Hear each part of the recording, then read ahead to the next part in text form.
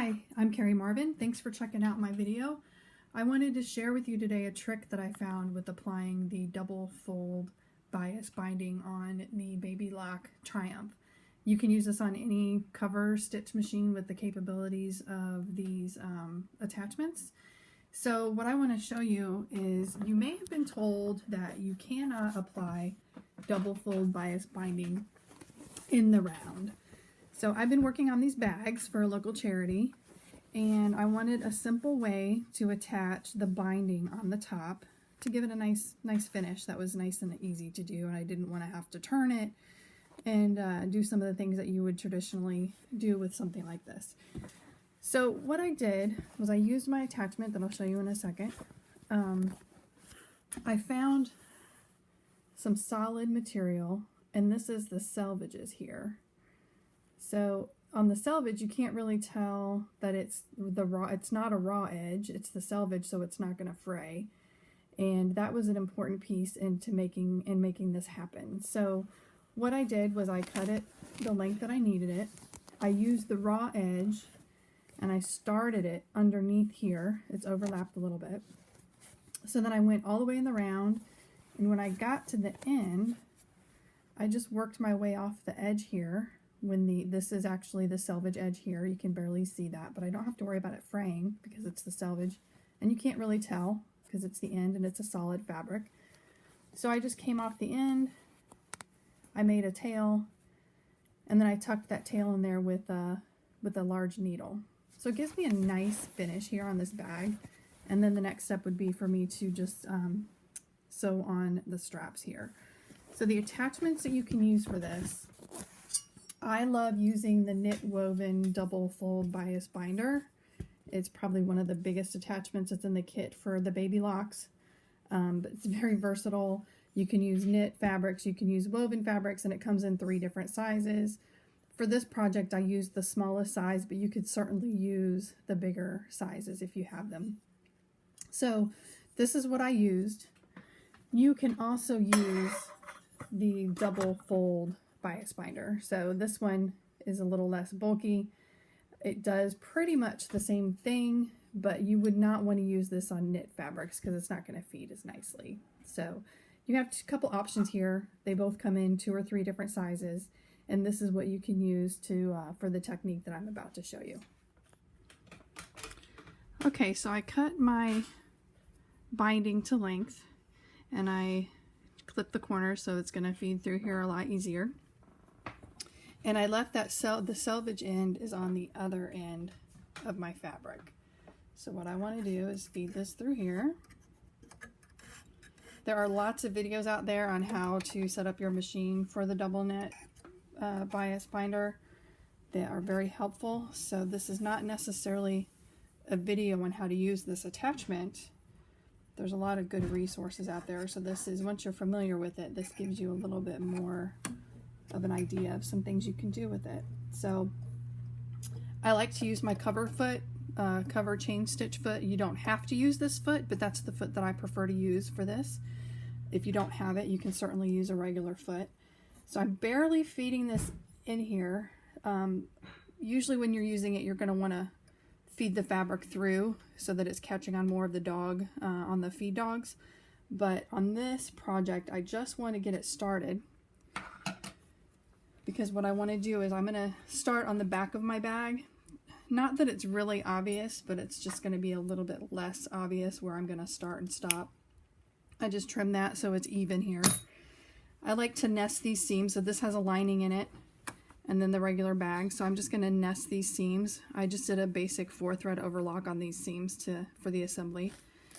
So I know it's going to overlap probably, I don't know, maybe 2 inches. A little bit more, so I'm going to start on the back of the bag a little bit further than that, so it's not very obvious when I start it, or when I end it, excuse me. So I barely have the fabric fed in here for the binding. I'm going to slide my bag in here, and depending on the fabric you're using and all that good stuff, you'll come up with your own technique, but with that I can kind of get it started. I have my needles up so that I can slide it through, and I can actually start stitching before the binding, just to get it started. It'll be nice and secure. So I'm gonna take my tweezers and I'm just gonna feed it in a little bit more because it's gonna keep that binding on the edge. So I'm feeding it in just a little bit more closer to the needles. The binding is staying on that edge nice and neat. Putting down the foot.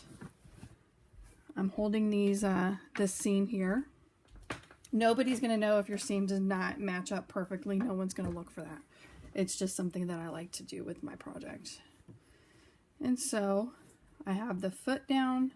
I'm just gonna hold this nice and snug. And here we go.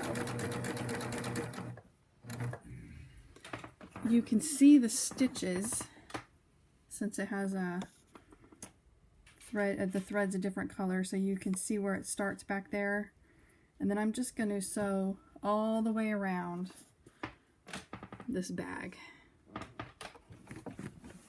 And I'm just going to speed it nice and slowly. I'm just going to hold these two layers together so that they're even and so that it catches.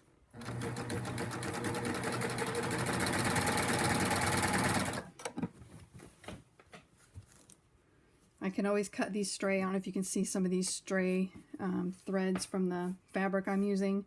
I can always go back and cut those off later. You don't need to go really fast. You can go nice and slow. I've done a whole bunch of these, so I'm probably going a little bit faster than what you would starting out. And what I'm doing here is I'm just lining up the other seam on the other side here for my bag, because I'm kind of trying to line them up as best I can. Although, like I said, no one's really going to notice. The lining seems to be a little bit bigger, so I'm just going to feed that through. Lining up the best I can.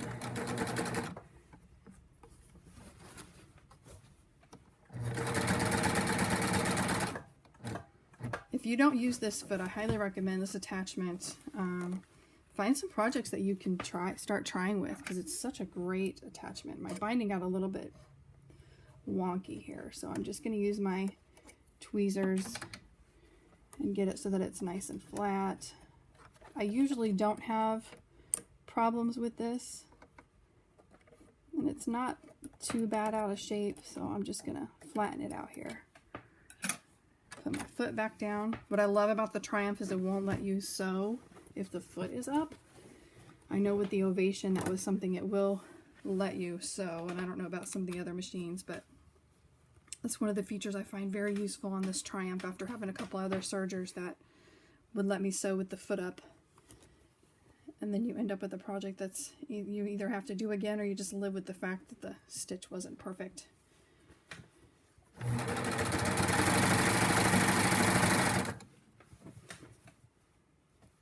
Kind of fighting with this lining a little bit. I've cut out a lot of these, so of course it gets a little... I was using the same one as a template, and they don't always end up the same size, but you know, it's good enough for this project. Nobody's really going to know except for me. I have my speed set up pretty high, so I got off to a jolt there. I'm just going to tuck this thread in here. No one's going to see it. Keep it nice and secure. I'm just tucking it in here.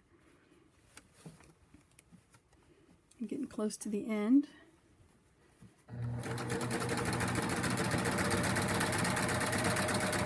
Alright, so I'm at the end where it's going to start to overlap. I'll show you what that looks like a little bit closer. So, oops, excuse me with that. So this is where I started the stitch. Well, I started the stitch there. The binding obviously started here. So the fabric that's left in here is about here. So that's going to come, and it's just going to go over that. And it should reach before this seam. I try to line it up so it hits before the seam, just so that I don't have to deal with the bulky fabric. But it's just going to go right on top of it. This is the selvage end that's in here, so I don't have to worry about it fraying over time. And I know that's probably not the most traditional way to use your fabrics, but I like to break a lot of rules. So that's one of the ways that I break the rules. And with this, I do find too, if you're putting pressure on here, sometimes this table can move over and it'll knock your stitches to the side and won't catch like you want it to. So you just need to be mindful of that. Sometimes you have to push in on your project a little hard.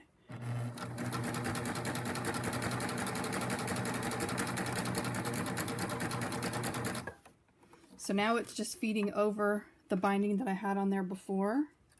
Usually doesn't give me problems, but sometimes it'll kind of feed off the edge a little bit, which is fine. No one's really going to notice. It doesn't have to be perfect. Now, I'm at the end of the selvage. Excuse me. So I'm at the end of the selvage, and it is right here.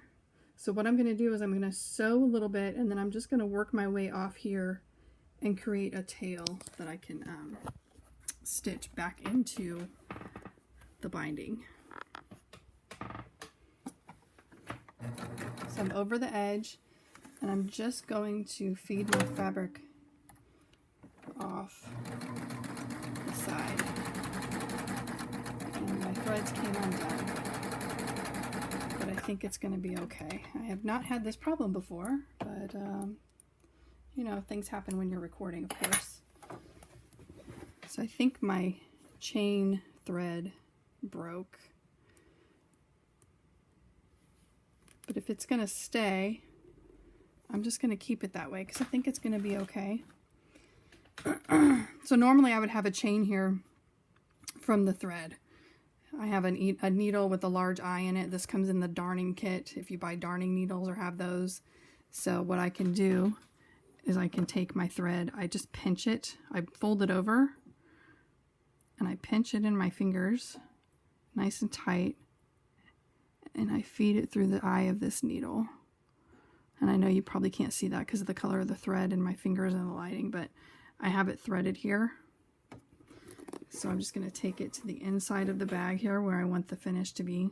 So you can see where that is. And I am going to put it between the layers of fabric, a couple inches or so, whatever you're comfortable with.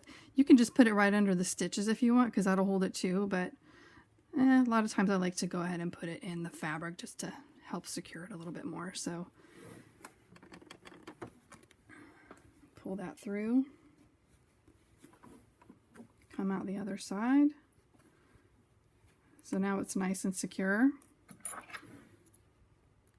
Snip that off. Now on this project, which I don't normally need to do because it usually keeps that thread tail, I will take the glue and I'm just going to go over this chain stitch on the looper edge.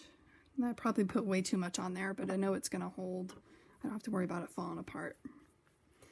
So that's it. So you can use the double fold knit bias binder in the round. This is one solution for that. It's not the only solution, I'm sure, but if you have been hesitant to try it in the round for whatever reason, maybe this is a technique that you can use. You could use any solid color that has a nice selvage where you can't see where it stops, so it won't be so obvious. But give it a try. I'd like to hear your thoughts. Thanks. Have a good day.